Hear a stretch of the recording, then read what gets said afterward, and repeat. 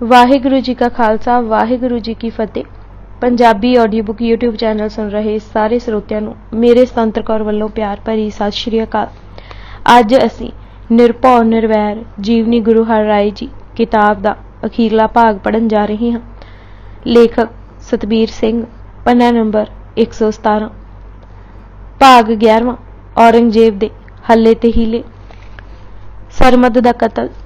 ਜਿਸ ਕਤਲ ਨੇ ਸਾਰਾ इस्लामी जगत हिला दिता ओह सरमद का कतल सी। गुरु हर राय जी ने दिल्ली औरंगजेब नूं ना मिलन जाण दे कारणां विच एक कारण यह लिखिया सी कि ओह संत पुरुषां दा हथियारा है जिस सरमद वर्गे सूफी नूं भी नहीं छड्डिया। मौलाना अबुल कलाम आजाद ने सरमद दीआं रुबाइयां दा संपाद करदे लिखिया सी कि असी अल्लाह दे दरबार विच औरंगजेब दे हर किते कर्म दा उत्तर दे सकांगे, पर इसका जवाब किसी कोल नहीं होना कि उस सरमद नूं क्यों कतल किया। मौलाना आजाद ने तो अपनी कबर ही सरमद की कबर नाल बनाउण दी वसीयत की सी। सरमद अरमीनिया दे रहण वाले वड्डे व्यापारी सन। माल लद के हिंदुस्तान आए अते मुल्तान विच फकीरी रंग लगा दिल्ली आ डेरे लगाए। दिल्ली सतसंग दा चाह होर जाग्या। किसी भी दरवेश का आउणा सुनते तां जाके मिलते, सेवा करते ते घर लै आउंदे, टिकाउंदे अते जद तक वो फकीर रहिंदे सेवा करते रहिंदे। गर्मी के दिनों में पक्खा झलदे अते सर्दी के दिनों में गर्म कपड़े लिया के देंदे। जद फकीर अगले सफर ते पैंदे दूर तक छड्डण जांदे। फकीरां लई आराम गाह भी बना दित्ती। फकीर असीसां देंदे जांदे। एक फकीर नूं जद बाहर तक छड्डण आए तां उस दे इतना कहण ते कि हुण टिक जाओ, मन टिक गया। अपनी सब दौलत वंड दिती। दारा मुरीद हो गया, सुतंत्र हो फिरन लगा। कपड़ियां तो भी बेनियाज हो गए। शरा दी कैद भी तोड़ दिती। बाग देंदे मुल्ला नूं जाके एक दिन कहन लगे कि इतनी उच्ची आवाज़ किस नूं देंदा है, ओह तां भीतर बैठा है। इतनी शोभा फैली कि रूम दे फकीरां ने सबर ते शुकर दे अर्थ पुछ भेजे। आप जी ने दस्सिया कि सब शक्तियां कोल होण पर फिर सबर होवे, इसे दा नां सबर शुकर है। दारा दे मरण ते बड़ा रोस मनाया ते कहा कि उसनूं दिल्ली दी पातशाही तां नहीं मिली पर ओह दीनी पातशाह है। हर थां यह ही कहिंदे फिरदे सन कि दारा दीनी शाह है। औरंगजेब बहाना लभ मारना चाहुंदा सी। पहलां नगन फिरन करके कपड़े सुट्टे पर उन्हां सिर ते रख ले। जद औरंगजेब कहा कि तुसीं पांदे क्यों नहीं तां कहन लगे कि तेरी मत नूं की हो गया है, तू कपड़े दिते, मैं शाही सन्मान जान सिर ते रख ले, बाकी अल्लाह जिन्हां विच ऐब तकदा है उन्हां नूं ही नंगापण कज्जण लई पोशाक दिंदा है। फिर औरंगजेब ने इल्जाम लगाया कि वह शर्रा क्यों नहीं मनदा। सरमद कहन लगे जो शर्रा दी कैद विच हन ओह ही अल्लाह दे दरबार बद्दे जाणगे। शर्रा तां हिसाब है, उत्थे मेहर दी लोड़ है। यह इल्जाम लगा के कि कलमां दी तौहीन कीती है, कतल करन दा हुक्म औरंगजेब ने दे दिता। जलादां दे हत्थ पकड़ी तलवार देख यही ही कहा जिस रंग विच ओह आवे प्रवान है। इस कतल नाल दिल्ली हाहाकार मची। यह कतल सन 1661 दे आरंभ विच होया सी। केतक बार किरतपुर औरंगे फौज पठाई। सरमद दे कतल दी वार्ता केवल इस लई लिखी है कि यह समझण विच रता भर भी चूक ना आए कि जो औरंगजेब सरमद वर्गे खुदा प्रस्त नूं इतनी गल कहन ते कि दारा नूं दीनी पातशाही मिली है कतल कर सकदा है, ओह गुरु हर राय दा अपनियां फौजां दी पहरेदारी हेठ पहला दरिया ब्यास अते फिर रावी पार लंघावना सुन किवें बर्दाश्त कर सकदा सी। वड्डी शिकायत ये सी कि गुरु जी ने मन में न धारा डर जरा पर शाह को। औरंगजेब ने पंजाब दे नवाब खलील उल्ला खान नूं गुरु जी नाल नजिठण लई लिखिया। साडे इतिहास ने 3 हमलियां दा जिक्र कीता है जो उतोड़ती गुरु जी अते औरंगजेब दे कहण ते कीते गए। पहला हल्ला 10,000 मनसब वाले जालिम खान वल्लों पहला हमला होया। अजे उस एक पड़ा ही कीता सी कि कच्चा मांस खाण नाल पेट विच ऐसा सूल उठिया कि जान दा लेवा होया। महिमा प्रकाश दे शब्दां विच उस अमीर ने अजे एक मंजिल ही तय कीती सी कि तिस अमीर को रोग किछ पिया, बड़ा रोग ताहां ही मर गया। फिर कंधार दे एक जरनैल दूंदे खान नूं भेजिया गया। ओह जद करतारपुर पुज्जा तो उसनूं सुत्तियां ही दुश्मना मार दिता। फौजां विच ऐसी भगदड़ मची कि सब सिपाही अपने अपने ठिकाणिਆਂ ते वापस चले गए। ਹੁਣ ਤੀਜੀ ਵਾਰ ਸਹਾਰਨपुਰ ਦੇ ਨਾਹਰ ਖਾਨ ਨੇ ਪੂਰੀ ਤਿਆਰੀ ਕਰਕੇ ਕੀਰਤਪੁਰ ਚੜ੍ਹਾਈ ਕਰਨ ਲਈ ਕੂਚ ਕੀਤਾ। ਅਜੇ ਫੌਜ ਲੈ ਦਾਮਲਾ ਹੀ ਪੁੱਜਾ ਸੀ ਕਿ ਹੈਜੇ ਦੀ ਅਜਿਹੀ ਵਵਾ ਫੌਜਾਂ ਵਿੱਚ ਫੈਲੀ ਕਿ ਨਾਹਰ ਖਾਨ ਅਤੇ ਹੋਰ ਫੌਜੀਆਂ ਦੀਆਂ ਮੌਤਾਂ ਹੋ ਗਈਆਂ। ਰਹਿੰਦਿਆਂ ਨੂੰ ਜਦ ਪਤਾ ਲੱਗਾ ਕਿ ਇਹ ਸਭ ਗੁਰੂ ਕਰੋਪੀ ਕਰਕੇ ਹੋ ਰਿਹਾ ਹੈ ਤਾਂ ਉਹਨਾਂ ਅੱਗੇ ਵਧਣ ਤੋਂ ਇਨਕਾਰ ਕਰ ਦਿੱਤਾ। ਗੁਰੂ ਹਰਗੋਬਿੰਦ ਜੀ ਦੇ ਗੁਰੂ ਹਰ ਰਾਏ ਜੀ ਨੂੰ ਬਚਨ ਸਨ ਕਿ ਤੁਹਾਡੇ ਤੇ ਜੋ ਵਾਰ ਕਰਨ ਦਾ ਸੰਕਲਪ ਕਰੇਗਾ ਉਸ ਦਾ ਨਾਸ਼ ਹੋ ਜਾਏਗਾ। ਕਿਤਨੀ ਵਾਰੀ ਹੋਰ ਫੌਜ ਚੜਾਈ ਗਈ ਪਰ ਆਲਮਗੀਰ ਦੀ ਇੱਕ ਨਾ ਚੱਲੀ। ਮਹਿਮਾ ਪ੍ਰਕਾਸ਼ ਦੇ ਹੀ ਸ਼ਬਦਾਂ ਵਿੱਚ ਪੁੰਨ ਔਰ ਅਮੀਰ ਕੀਆ ਠੌਰ ਤਾਂ ਕੋ ਰੋਗ ਭਇਆ ਕੁਛ ਹੋਰ ਕੇਤਕ ਬਾਰ ਫੌਜ ਪਠਾਈ ਜੋ ਗੁਰ ਪਰ ਕਰੇ ਚੜ੍ਹਤੀ ਜਾਈ। ਔਰੰਗਜ਼ੇਬ ਵੱਲੋਂ ਚਿੱਠੀ। ਆਪਣੀ ਰਤਾ ਵੀ ਵਾਹ ਨਾ ਚੱਲਦੀ ਦੇਖ ਔਰੰਗਜ਼ੇਬ ਨੇ ਕਪਟ ਦਾ ਸਹਾਰਾ ਲਿਆ ਅਤੇ ਆਪਣੇ ਹੱਥੀਂ ਗੁਰੂ ਜੀ ਨੂੰ ਚਿੱਠੀ ਲਿਖੀ, ਜਿਸ ਵਿੱਚ ਲਿਖਿਆ ਸੀ, ਗੁਰੂ ਨਾਨਕ ਦਾ ਘਰ ਬੇਲਾਗ ਸੱਚੇ ਫਕੀਰਾਂ ਦਾ ਹੈ। ਬੁੱਤ ਪ੍ਰਸਤੀ, ਧੂਣੀ ਰਮਾਣੀ, ਕਬਰਾਂ ਪੂਜਣੀਆਂ ਅਤੇ ਜਟਾਵਾਂ ਵਧਾਉਣ ਦੀ ਕੋਈ ਬਣਾਵਟ ਤੱਕ ਨਹੀਂ। ਤੁਮ ਹਮਾਰੀ सल्तनत को खलल करते हो, भला नाही आपको तो हमसे मेल किया चाहिए। दारा को तुम बादशाही दी थी सो कहाँ गई, और तुमरे को मिलने का हमको शौक है, जरूर मिलना चाहिए। गुरु हर राय जी का मोड़वा उत्तर। यह चिट्ठी शिव दयाल नां दा एक दीवान लैके कीरतपुर आया। चिट्ठी सारी संगत नूं पढ़ के सुनाई गई। विचारां होईयां। बहुतियां दा विचार सी कि बादशाह नाल बना के ही रखनी चाहिदी है तां कि होर बखेड़ा ना वधे। गुरु महाराज ने जद विचारां सुन लईआं तां आप जी ने निर्णय दिता कि जो तुसीं लोग कह रहे हो यह कोझी सियासत है। मैं धर्म कीता है कि ऐसे शातर जालम दे मत्थे नहीं लगना। मिलना तां बड़ी दूर दी गल है। डर डरावे हल्ले अते हमले तुसां देख ही लिया है। गुरु घर दा कुछ विगाड़ नहीं सकदे। सिर उपर ठाडा गुरु सूरा है। यह मोड़वा उत्तर लिखिया। मेरा कोई वास्ता तेरे स्यों नहीं है। मैं किसे दा मुल्क नहीं नप्या, ना ही तेरे कोई दाम देने हैं। सब तो वड्डी गल जो दीन दुनी दे पातशाह ने लिखी हो सी। ना तैनू कोई खिराज देना है ते ना ही कुछ लैन दी ख्वाहिश है। क्या बेपरवाही सी निरभौ दाते दी। तेरे दाम नहीं हम देने और नहीं ख्वाहिश तुम ते लेने। ना ही कोई पीर मुरीदां वाला सलूक है। पीर मुरीदी ना ही ना कोई। दारा नू तख्त ना मिलने वाली गल तू लिखी है। जरा गौ नाल देख, उस नू दीनी पातशाही मिली है। लोकां दे दिलां ते ओह राज कर रहा है। महिमा प्रकाश वार्तक दे शब्द भी पढ़न योग हन। महाराज ने लिखवाया, हमारी किसी सो ऊंची नीवी नहीं और किसी सो दावा नहीं। हमारी तरफ से खलल नहीं, खलल तेरी मत में है। और दारा शिको को बादशाही दीन की दिया है, सो तुमको देखने नहीं आती। इतिहास का कहना है कि औरंगजेब यह चिट्ठी पढ़ के बहुत ही सटपटाया सी। पढ़ बादशाह अत क्रोप रिसाया। अपने दरबारियां नूं कहा कि एक ओह लिखण ते भी मिलन नहीं आउंदे, दूजे मोए दारा दी सिफत करदे हन। सख्त कदम उठाउण दी उस गल कही। दरबारियां ते खास कर मिर्जा राजा जय सिंह ने कहा कि यह गुरु नानक दा घर है, इसकी अजमत बहुत वड्डी है। सो ठीक यही ही है कि निमरता साहित लिखिया जाए अते सियाणे दूत हत्थ स्नेहा घल्लिया जाए। दूत कीरतपुर। सो बाहर सलूक अंतर कपट की चिट्ठी लै दूत कीरतपुर आया। महाराज ने फिर यह वचन दोहराए कि दिल्ली शाह नूं ना मिलन दे यह 5 कारण हैं। एक तां उसने लोकां नूं डराउण दा राह अपनाया होया है अते जिन्हां ने खुदा दा राह पछाणिया है ਉਹ औरंगजेब ਜਿਹੇ ਛਲੀ बादशाह तो नहीं डरदे। जो निसंग मग लखियो खुदाए नहीं तरास नौरंगे ते पाए। औरंगजेब दीनदार नहीं है। दूतीय जग सो द्रोह मचायो जगत द्रोही है। तीजे तृतीय पिता भरात संघारी भरावां दे खून विच तरते पिता दी छाती ते पैर धर राज तख्त ते बैठा है। फाहीम हिजड़े हथी उस हकीम मुकर्रम खान नूं जहर भी भेजिया सी कि पिता शाहजहान नूं दवाई दी थां खवाल देवे। मुकर्रम खान ने वह जहर आप ही खा लिया सी पर अपने हथी धरो नहीं सी कमाया अते हकीमी दे पेशे नूं लाज नहीं सी लगन दिती। चतुर्थ संत करे दुखियारे। कितने ही संतां सूफियां ਮਹਾਪੁਰਸ਼ਾਂ ਨੂੰ ਦੁਖੀ ਕਰ ਰਿਹਾ ਹੈ ਅਤੇ ਜਾਨੋਂ ਮਾਰ ਰਿਹਾ ਹੈ।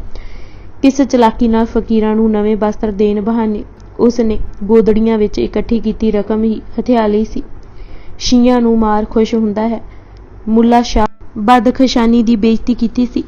ਇਲਾਹਾਬਾਦ ਦੇ ਪ੍ਰਸਿੱਧ ਫਕੀਰ ਸ਼ੇਖ ਮੁਹੀਬ ਅੱਲਾ ਦੇ ਪੈਰੋਕਾਰਾਂ ਨੂੰ ਤਸੀਹੇ ਹੀ ਦਿੰਦਾ ਰਿਹਾ। ਕਾਦਰੀਆਂ ਦੇ ਸ਼ੇਖ ਨਿਆਮਤ ਉੱਲਾ ਨਾਰਨੌਲ ਵਾਲਿਆਂ ਨੂੰ, ਜੋ ਉਸ ਸਮੇਂ ਬੰਗਾਲ ਵਿੱਚ ਸਨ, ਇਤਨੇ ਤਸੀਹੇ ਦਿੱਤੇ ਕਿ ਉਹ ਅਪਾਹਿਜ ਹੀ ਬਣਾ ਦਿੱਤੇ ਗਏ। ਸ਼ੇਖ ਬਰਹਾਨ ਸ਼ਾਤਰੀ ਦਾ ਸਿਰ ਹੀ ਉਡਵਾ ਦਿੱਤਾ। ਸ਼ਾਹ ਦੌਲਾ ਗੁਜਰਾਤ ਵਾਲੇ ਦੇ ਚੇਲਿਆਂ ਬਹਾਵਲ ਸ਼ਾਹ ਅਤੇ ਉਸਦੇ ਪੁੱਤਰਾਂ ਤੇ ਬੇਗਮ ਸ਼ਾਹ ਜਹਾਂਗੀਰ, ਦਰਵੇਸ਼ ਮਸਤ, ਸ਼ਾਹ ਹਸਨਦੂਰ, ਸ਼ਾਹ ਦर्रा ਵਾਲੇ, ਸ਼ੇਖ ਹਸਨ ਫਰੀਦ, ਲਾਹੌਰ ਅਤੇ ਹੋਰ ਅਨੇਕਾਂ ਨੂੰ ਤੰਗ ਕਰਦਾ ਅਤੇ ਜਾਨੋਂ ਮਾਰਦਾ ਰਿਹਾ ਹੈ। ਬ੍ਰਹਮ ਗਿਆਨੀ ਸਰਮਦ ਵਰਗੇ ਨੂੰ ਭਰੇ ਦਰਬਾਰ ਵਿੱਚ ਮਾਰਿਆ ਹੈ। ਇਤਨੇ ਪਾਪ ਕਮਾਉਣ ਵਾਲੇ ਦੁਸ਼ਟ ਨੂੰ ਕਿਹੜਾ ਸੰਤ ਮਿਲਣਾ ਚਾਹੇਗਾ? ਪਰ ਸਾਰਿਆਂ ਨੇ ਜਦ ਕਿਹਾ ਕਿ ਤੁਸੀਂ ਨਹੀਂ ਤਾਂ ਪੁੱਤਰ ਨੂੰ ਜ਼ਰੂਰ ਭੇਜੋ ਤਾਂ ਕਿ ਗੁਰੂ ਨਾਨਕ ਦੇ ਮੱਤ ਦੀ ਸੋਝੀ ਔਰੰਗਜ਼ੇਬ ਨੂੰ ਹੋ ਜਾਏ। ਰਾਮ ਰਾਏ ਦਿੱਲੀ ਪਠਾਇਆ। ਗੁਰੂ ਰਾਮਦਾਸ ਜੀ ਦੀ ਉਮਰ ਉਸ ਸਮੇਂ 11 ਕੁ ਸਾਲ ਦੀ ਸੀ। ਆਪ ਜੀ ਗੁਰੂ ਹਰ ਰਾਏ ਜੀ ਦੇ ਵੱਡੇ ਪੁੱਤਰ ਸਨ। ਸਿੱਖ ਇਤਿਹਾਸ ਨੇ ਉਹਨਾਂ ਬਾਰੇ ਸ਼ਬਦ ਹੀ ਰਹਿਤੇ ਬਹਿਤੇ ਭਾਵ ਚਲਤਾ ਪੁਰਜਾ ਹੀ ਵਰਤੇ ਸਨ। ਸਭ ਬੁਲਾਉਂਦੇ ਹੀ ਕਰਤਾ ਪੁਰਖ ਸਨ। ਬੜੇ ਗੁਣੀ ਸਨ। ਮਹਾਰਾਜ ਨੇ ਦਰੋਂ ਰਹਿਮਤਾਂ ਵੀ ਦਿੱਤੀਆਂ ਤੇ ਕਿਹਾ, ਬੇਟਾ ਮਨ ਵਿੱਚ ਸ਼ੰਕਾ ਨਹੀਂ ਲਿਆਉਣਾ, ਭੈ ਨਹੀਂ ਰੱਖਣਾ, ਕਰਾਮਾਤਾਂ ਨਹੀਂ ਦਿਖਾਉਣੀਆਂ, ਕਿਉਂਕਿ ਸਿੱਧ ਪ੍ਰਗਟ ਕਰਨੀ ਜੁਗਤ ਨਹੀਂ ਸੰਤਾਨ ਕੋ ਕਾਮ। ਇਹ ਕਾਮੀ ਨਿਰਭਗਤ ਸਦਾ ਸ਼ਾਂਤ ਸਹਿਜ ਸੁਖ ਧਾਮ।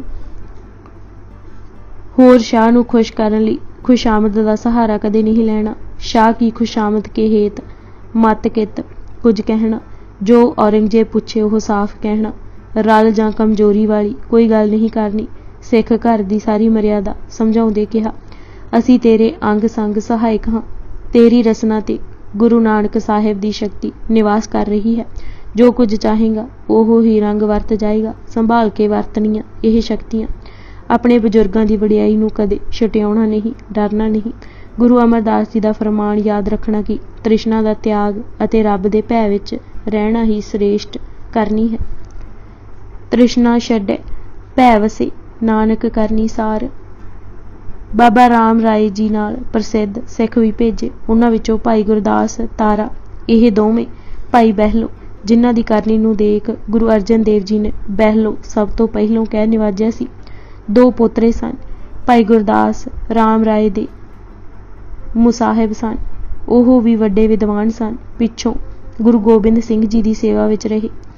ਭਾਈ ਤਾਰਾ ਧਨੁੱਖ ਵਿਦਿਆ ਵਿੱਚ ਨਿਪੁੰਨ ਸਨ। ਕੁੜਾਣੀ ਦੇ ਭਾਈ ਪੰਜਾਬਾ ਅਤੇ ਜੋਗੀ ਖੁਸ਼ਹਾਲੀ ਵੀ ਨਾਲ ਕੀਤੇ। 22 ਸਵਾਰ ਵੀ ਨਾਲ ਦਿੱਤੇ। ਰਾਮ ਰਾਏ ਜੀ ਰੋਪੜ, ਖਰੜ, ਕੰਢੂਏ, ਬਹੂ, ਸ਼ਾਹਬਾਦ, ਥਾਣੇਸਰ, ਪਾਣੀਪਤ ਹੁੰਦੇ ਹੋਏ ਦਿੱਲੀ ਪੁੱਜੇ। ਰਾਮ ਰਾਏ ਜੀ ਨੇ ਟਿਕਾਣਾ ਮਜਨੂ ਟਿੱਲੇ ਕੀਤਾ। ਮੁਲਾਕਾਤ ਔਰੰਗਜ਼ੇਬ ਤੇ ਸਹਾਰਾ ਕਰਾਮਾਤਾਂ ਦਾ। ਬਖਤਮਲ ਦਾ ਕਹਿਣਾ ਹੈ ਕਿ ਔਰੰਗਜ਼ੇਬ ਗੁਰੂ ਹਰ ਰਾਏ ਜੀ ਨੂੰ ਇਸ ਲਈ ਵਾਰ-ਵਾਰ ਲਿਖ ਰਿਹਾ ਸੀ ਕਿਉਂਕਿ ਕਰਾਮਾਤਾਂ ਦੇਖਣ ਦਾ ਬੜਾ ਚਾਹਵਾਨ ਰਹਿੰਦਾ ਸੀ।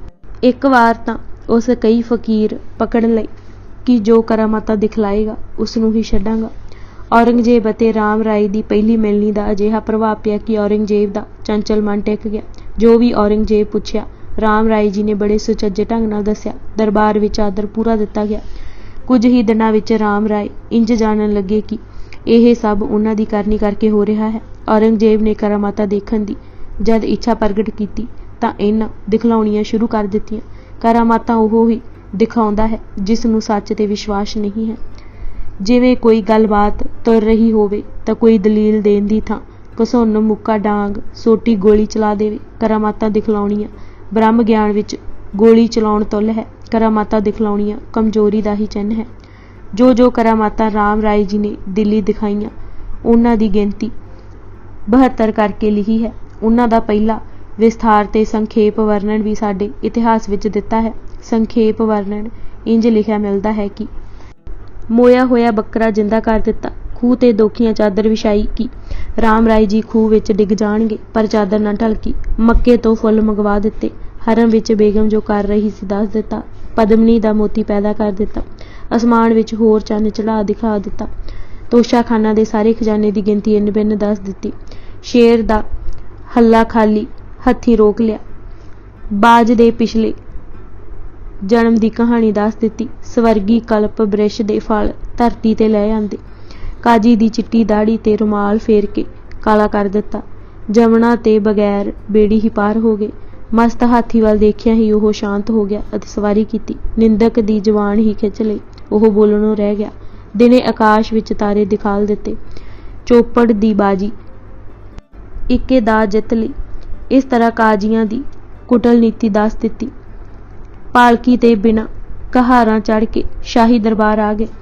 ਸ਼ਿਕਾਰ ਚੜ੍ਹੇ ਦੱਸਤਾ ਕਿ ਖਾਲੀ ਹੱਥ ਆਉਣਾ ਪਵੇਗਾ। ਇਸੇ ਤਰ੍ਹਾਂ ਹੀ ਹੋਇਆ। ਕੋਈ ਸ਼ਿਕਾਰ ਨਾ ਮਿਲਿਆ। ਔਰੰਗਜ਼ੇਬ ਨੇ ਜਦ ਆਪਣੇ ਪਿਛਲੇ ਜਨਮ ਬਾਰੇ ਪੁੱਛਿਆ ਤਾਂ ਬਾਗ ਦੱਸਿਆ। ਗੜੇ ਪੈਂਦੇ ਤੋਂ ਸ਼ਾਹ ਨੂੰ ਬਚਾ ਲਿਆ। ਜਮਨਾ ਦੀ ਰੇਤ ਤੇ ਅੱਗ ਵਰਸਾ ਦਿੱਤੀ। ਟਿੱਡੀ ਦਲ ਦਾ ਹਮਲਾ ਜੋ ਦਿੱਲੀ ਤੇ ਹੋ ਰਿਹਾ ਸੀ ਉਸਨੂੰ ਰੋਕਿਆ। ਦਿੱਲੀ ਵਿੱਚ ਵਬਾ ਫੈਲਣ ਤੇ ਕਈ ਮੌਤਾਂ ਹੋ ਰਹੀਆਂ ਸਨ। ਵਬਾ ਰੋਕੀ। ਮੇਘਮਾਲਾ ਫੈਲਾ ਦਿੱਤੀ। ਜਦ ਔਰੰਗਜ਼ੇਬ ਨੂੰ ਕੜਕਦੀ ਧੁੱਪ ਵਿੱਚ ਸੜਦਾ ਤੱਕਿਆ। ਬੇਗਮ ਦੇ ਜਨੇਪੇ ਦੀਆਂ ਪੀੜਾਂ ਦੂਰ ਕਰ ਦਿੱਤੀਆਂ। ਸ਼ਾਹੀ ਪਹਿਲਵਾਨ ਰੁਸਤਮ ਨੂੰ ਇੱਕ ਅਣਜਾਣ ਬੰਦੇ ਕੋਲੋਂ ਘੋਲ ਵਿੱਚ ਹਰਵਾ ਦਿੱਤਾ। ਉਮਰਾਵ ਨੂੰ ਇੱਕ ਮਾੜਕੂਏ ਜਿਹੇ ਆਦਮੀ ਕੋਲੋਂ ਹਾਰ ਦਿਲਵਾਈ। ਇੱਕ ਪੀਰ ਗੌਂਸ ਦਾ ਮਰਨਾ ਦੱਸਿਆ। ਲੜਕੀ ਨੂੰ ਲੜਕਾ ਬਣਾ ਦਿੱਤਾ। ਬਾਦਸ਼ਾਹ ਨਾਲ ਸੁਪਨੇ ਵਿੱਚ ਜੋ ਵਾਪਰੀ ਦੱਸੀ। ਤੂਫਾਨਾਂ ਵਿੱਚ ਘਿਰੀ ਬੇੜੀ ਨੂੰ ਬੰਨੇ ਲਾਇਆ। ਦਰਬਾਰ ਵਿੱਚ ਗੁਪਤ ਪ੍ਰਗਟ ਹੋ ਕੇ ਸਭ ਨੂੰ ਹੈਰਾਨ ਕਰ ਦਿੱਤਾ। ਮੱਕੇ ਦੇ ਪ੍ਰਤੱਖ ਦਰਸ਼ਨ ਸ਼ਾਹ ਨੂੰ ਕਰਾਏ। ਦੇਸ਼ ਦੇ ਸਾਰੇ ਕਿਲਿਆਂ ਵਿੱਚ ਵਾਪਰ ਰਹੀਆਂ ਘਟਨਾਵਾਂ ਦੱਸੀਆਂ। ਮੋਇਆ ਪੁੱਤਰ ਜੀਵਾ ਹੋਇਆ।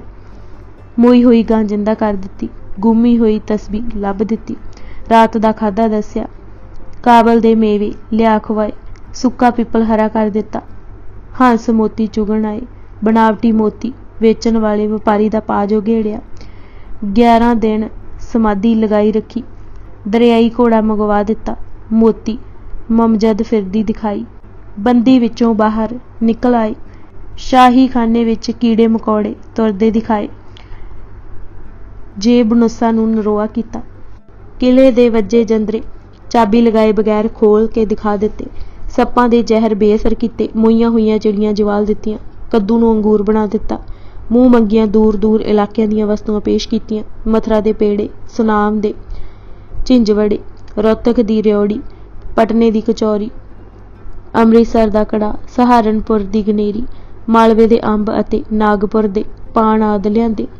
ਹਮਰੇ ਮੁੱਖ ਲਾਗਿਆ ਨਹੀਂ। ਇਹਨਾਂ ਕਰਾਮਾਤਾਂ ਦੀ ਨੋਈਅਤ ਤੋਂ ਹੀ ਪਤਾ ਲੱਗ ਸਕਦਾ ਹੈ ਕਿ ਰਾਮ ਰਾਏ ਖੁਸ਼ਾਮਦੀ ਹੋ ਗਿਆ ਸੀ ਅਤੇ ਲਾਲਚ ਵੱਸ ਕਰਮ ਕਮਾ ਰਿਹਾ ਸੀ। ਗੁਰੂ ਹਰ ਰਾਏ ਜੀ ਨੇ ਭੇਜਿਆ ਤਾਂ ਇਸ ਲਈ ਸੀ ਕਿ ਦਿੱਲੀ ਜਾ ਕੇ ਸੱਚ ਪ੍ਰਗਟਾਏ, ਸੱਚ ਦੀ ਅਜ਼ਮਤ ਦੱਸੇ ਅਤੇ ਕੁਟਲ ਨੀਤੀ ਦਾ ਸਹਾਰਾ ਲੈਣ ਵਾਲੇ ਔਰੰਗਜ਼ੇਬ ਨੂੰ ਆਪਣੇ ਅੰਦਰਲੇ ਵਿੱਚ ਝਾਤ ਮਰਵਾਏ। ਪਰ ਰਾਮ ਰਾਏ ਤਾਂ ਉਹ ਸਭ ਕੁਝ ਕਰਨ ਲੱਗ ਪਏ ਜੋ ਇੱਕ ਮਦਾਰੀ 2-4 ਟੁਕੜਿਆਂ ਲਈ ਕਰਦਾ ਹੈ। ਜਿਸ ਗੁਰੂ ਹਰਗੋਬਿੰਦ ਜੀ ਨੇ ਆਪਣੇ ਬੇਟਿਆਂ ਨੂੰ ਇਸ ਲਈ ਤਜ ਦਿੱਤਾ ਸੀ ਕਿ ਉਹਨਾਂ ਇੱਕ-ਇੱਕ ਕਰਾਮਾਤ ਦਿਖਲਾਈ ਸੀ ਅਤੇ ਹੁਣ ਉਹਨਾਂ ਦੀ ਹੀ ਗੱਦੀ ਤੇ ਬੈਠਣ ਵਾਲੇ ਗੁਰੂ ਹਰ ਰਾਏ ਜੀ ਇਹ ਸੁਣ ਕੇ ਕਿਵੇਂ ਸਹਾਰ ਸਕਦੇ ਸਨ। ਪਰ ਅੱਤ ਉਸ ਸਮੇਂ ਹੋਈ ਜਦ ਖੁਸ਼ਾਮਦੀ ਸੁਭਾਅ ਨੇ ਗੁਰੂ ਨਾਨਕ ਪਾਤਸ਼ਾਹ ਦੇ ਵਾਕ ਹੀ ਉਲਟਾ ਕੇ ਰੱਖ ਦਿੱਤੇ। ਇਤਨੇ ਡਰ ਗਏ ਕਿ ਭੁੱਲ ਗਏ ਕਿ ਇਹ ਕੀ ਕੁਕਰਮ ਕਰ ਰਹੇ ਹਨ। ਡਰ ਅਤੇ ਲਾਲਚ ਦੋਵਾਂ ਨੇ ਰਾਮ ਰਾਏ ਨੂੰ ਗ੍ਰਸ ਲਿਆ ਸੀ। ਡਰ ਇਹ ਸੀ ਕਿ ਉਸ ਸਰਮਦ ਵਰਗੇ ਫਕੀਰਾਂ ਨੂੰ ਮਾਫ਼ ਨਹੀਂ ਕੀਤਾ ਅਤੇ ਜਦ ਪਤਾ ਲੱਗਾ ਕਿ ਮੁਸਲਮਾਨ ਦੀ ਸ਼ਰਅ ਤੇ ਚੋਟ ਹੈ ਤਾਂ ਸ਼ਾਹ ਵਿਗਾੜ ਕੇ ਉਸਨੂੰ ਮੌਤ ਦੀ ਸਜ਼ਾ ਦੇਵੇਗਾ। ਹੋਰ ਔਰੰਗਜ਼ੇਬ ਜੋ ਮੂੰਹ ਮੰਗਿਆ ਧਨ ਦੇ ਰਿਹਾ ਸੀ ਉਹ ਸਭ ਜ਼ਬਤ ਕਰ ਲਵੇਗਾ।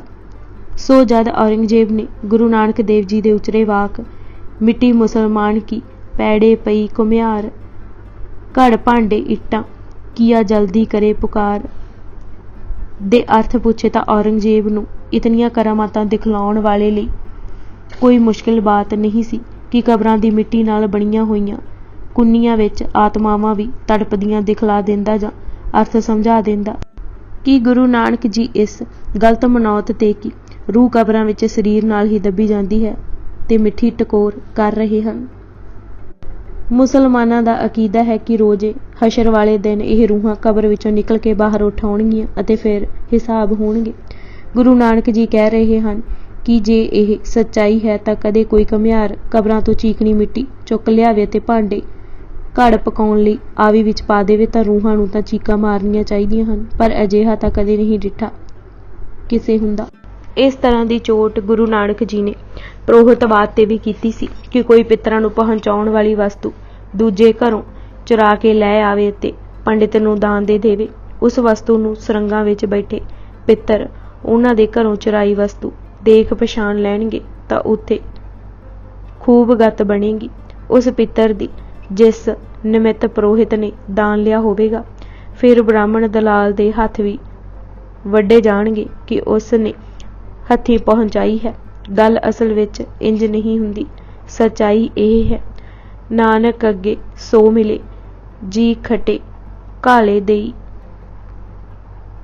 ਰਾਮਦਾਸ ਜੀ ਨੇ ਕੋਈ ਠੋਸ ਦਲੀਲ ਜਾਂ ਉਕਤੀ ਦੇਣ ਦੀ ਬਜਾਏ ਖੁਸ਼ਾਮਦ ਦਾ ਸਹਾਰਾ ਲੈ ਕੇ ਪਾਤਸ਼ਾਹ ਦੇ ਵਾਕ ਹੀ ਉਲਟਾ ਦਿੱਤੇ। ਇਹ ਕਹਿ ਦਿੱਤਾ ਕਿ ਸ਼ਾਹ ਨੂੰ ਭੁਲੇਖਾ ਲੱਗਾ ਹੈ। ਅਸੀਂ ਤਾਂ ਇਹ ਪੜ੍ਹਦੇ ਹਾਂ, ਮਿੱਟੀ ਬੇਈਮਾਨ ਕੀ ਪੈੜੇ ਪਈ ਘੁਮਿਆਰ, ਨਾਲ ਹੀ ਸ਼ਰਅ ਦੀ ਉਸਤਤ ਕਰ ਦਿੱਤੀ।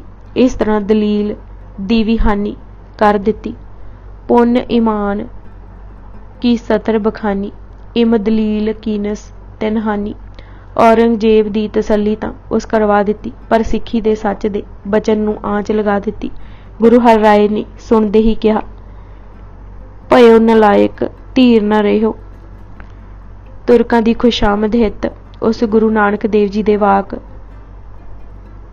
ਬਦਲਾਏ ਹਨ। ਨਲਾਇਕ ਆਪਣਾ ਸਾਰਾ ਵਿਰਸਾ ਹੀ ਭੁੱਲ ਗਿਆ ਹੈ। ਗੁਰੂ ਨਾਨਕ ਦੇਵ ਜੀ ਦੇ ਵਾਕ ਕੰਗਾਲੀ ਬੁੱਧੀ ਵਾਲਾ ਰਾਮ ਰਾਏ ਕਿਵੇਂ ਉਲਟਾ ਸਕਦਾ ਹੈ? ਗੁਰੂ ਨਾਨਕ ਦੇਵ ਜੀ ਦੇ ਵਾਕ ਅਟੱਲ ਹਨ। ਤੁਰਕੇਸ਼ਵਰ ਕੋ ਰਾਖਿਓ ਮਾਣ, ਸ਼ਬਦ ਬਿਪਰਚੇ ਕੀਨ ਬਖਾਨ। ਪਹਿਲੇ ਪਾਤਸ਼ਾਹੀ ਕੇ ਬਾਕ, ਫੇਰ ਸਖਿਆ ਕੋ ਇਨ ਮਤ ਰਾਕ। ਮੈਕਾਲਫ ਨੇ ਜਿਲਦ ਚੌਥੀ ਦੇ ਪੰਨਾ 310 ਤੇ ਬਹੁਤ ਸੋਹਣਾ ਲਿਖਿਆ ਹੈ ਕਿ ਗੁਰੂ ਹਰਿ ਰਾਏ ਜੀ ਨੇ ਕਿਹਾ, ਉਸ ਛੋਟੀ ਮੱਤ ਵਾਲੇ ਨੂੰ ਨਹੀਂ ਪਤਾ ਕਿ ਗੁਰੂ ਨਾਨਕ ਇਜ਼ ਏ ਸਾਵਰੈਨ, ਭਾਵ ਗੁਰੂ ਨਾਨਕ ਸੱਚਾ ਪਾਤਸ਼ਾਹ ਹੈ।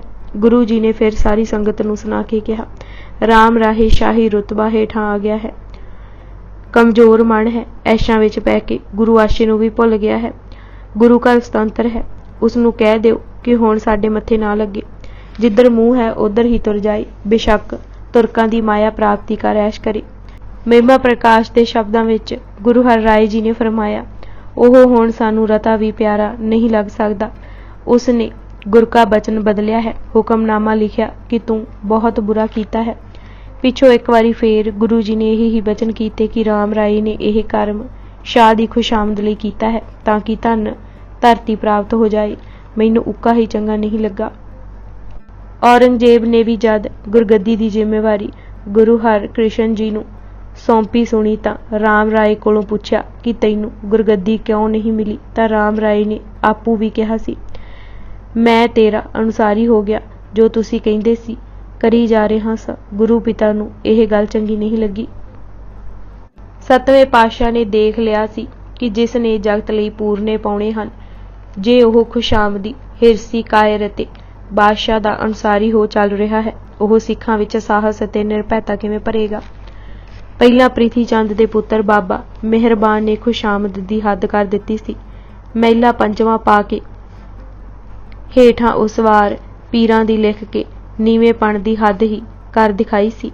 ਇੱਕ ਇਹ ਵਿਚਾਰ ਵੀ ਹੈ ਕਿ ਗੁਰੂ ਹਰਿ ਰਾਏ ਜੀ ਨੇ ਸਿਰਫ ਇਸ ਲਈ ਬਾਣੀ ਨਹੀਂ ਰਚੀ ਕਿਉਂਕਿ ਮਹਿਲਾ ਸੱਤਵਾਂ ਹੇਠ ਮਿਹਰਬਾਨ ਕਵਿਤਾ ਰਚ ਰਚ ਭੁਲੇਖੇ ਪਾ ਰਿਹਾ ਸੀ। ਸਿੱਖਾਂ ਨੂੰ ਇਹ ਸਪਸ਼ਟ ਕਰ ਦਿੱਤਾ ਗਿਆ ਸੀ ਕਿ ਗੁਰੂ ਹਰਿ ਰਾਏ ਨੇ ਮਹਿਲਾ ਹੇਠ ਕੋਈ ਸ਼ਬਦ ਨਹੀਂ ਉਚਾਰੇ। ਇਹ ਵੀ ਇੱਕ ਪ੍ਰਕਾਰ ਦੀ ਨਿਮਰਤਾ ਅਤੇ ਕੁਰਬਾਨੀ ਹੀ ਸੀ। ਗੁਰੂ ਘਰ ਦਾ ਇਹ ਵਰਤਾਰਾ ਗੁਰੂ ਨਾਨਕ ਜੀ ਤੋਂ ਤੁਰ ਰਿਹਾ ਸੀ ਕਿ ਬਦ ਅਤੇ ਬਦੀ ਨਾਲ ਕਦੀ ਸਮਝੌਤਾ ਨਹੀਂ ਕਰਨਾ। ਰਾਮ ਰਾਏ ਨੇ ਜੋ ਤੁਕ ਦਾ ਸ਼ਬਦ ਬਦਲਿਆ, ਇਹ ਸੱਚ ਨੂੰ ਹੱਥੋਂ ਗਵਾਉਣਾ ਸੀ। ਆਦ ਸੱਚ ਤੇ ਚੋਟ ਸੀ, ਹੈਸੀ ਵੀ ਸੱਚ ਤੇ ਚੋਟ ਸੀ। ਜ਼ੁਲਮੀ ਸ਼ਾਹ ਨਾਲ ਬਣਾਈ ਰੱਖਣ ਲਈ ਵਟਾਂਦਰਾ ਸੀ। ਐਸ਼ਾਂ ਹੇਠ ਦੱਬੇ ਜਾਣਾ ਸੀ, ਖੁਸ਼ਾਮਦ ਹਿੱਤ ਕਰਮ ਸੀ। ਗੁਰੂ ਘਰ ਵਿੱਚ ਇਹ ਕਦੇ ਪ੍ਰਵਾਨ ਨਹੀਂ। ਐਸਾ ਵਿਅਕਤੀ ਚਾਹੇ ਕਿਤਨਾ ਕਰਮਾਤੀ ਹੋਵੇ, ਸੱਚ ਦੀ ਨੀਂਹ ਤੇ ਉਸਰੇ ਪੰਥ ਦਾ ਆਗੂ ਕਦੇ ਨਹੀਂ ਹੋ ਸਕਦਾ। ਗੁਰੂ ਹਰਿ ਰਾਏ ਜੀ ਦੀ ਇਹ ਕੁਰਬਾਨੀ ਯੁਗਾਂ ਤੱਕ ਯਾਦ ਰਹੇਗੀ।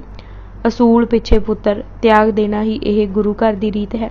ਸਚਾਈ ਨੂੰ ਇਤਨਾ ਉੱਚਾ ਕਰ ਦਿੱਤਾ ਕਿ ਭਾਈ ਨੰਦ ਲਾਲ ਜੀ ਨੇ ਲਿਖਿਆ, ਗੁਰੂ ਹਰਿ ਰਾਏ ਸੱਚ ਦੇ ਪਾਲਣਹਾਰ ਅਤੇ ਸੱਚ ਦੇ ਧਾਰਨੀ ਅਤੇ ਸੱਚ ਦਾ ਪਾਤਸ਼ਾਹ ਅਤੇ ਬਾਗੀਆਂ ਤੇ ਸਿਰ ਫਿਰਿਆਂ ਦੇ ਸਿਰ ਕਲਮ ਕਰਨ ਵਾਲੇ ਸਨ। ਰਤਾ ਪਰਵਾਹ ਨਹੀਂ ਕਿ ਉਹ ਬੇਟਾ ਹੈ ਜਾਂ ਸੰਬੰਧੀ। ਗੁਰੂ ਹਰ ਰਾਏ ਨੇ ਸੱਚਾਈ ਨੂੰ ਇਤਨਾ ਉੱਚਾ ਕਰ ਦਿਖਾਇਆ। ਉਹ ਨਾ ਔਰੰਗਜ਼ੇਬੀ ਅਤਾਵ ਤੋਂ ਡਰੇ, ਨਾ ਰਾਮ ਰਾਏ ਦੇ ਬਣੇ ਰਸੂਖ ਤੋਂ ਭੈਭੀਤ ਹੋਏ ਅਤੇ ਨਾ ਜੇਠੇ ਪੁੱਤ ਦੀ ਮੋਹ ਮਮਤਾ ਵਿੱਚ ਗ੍ਰਸੇ।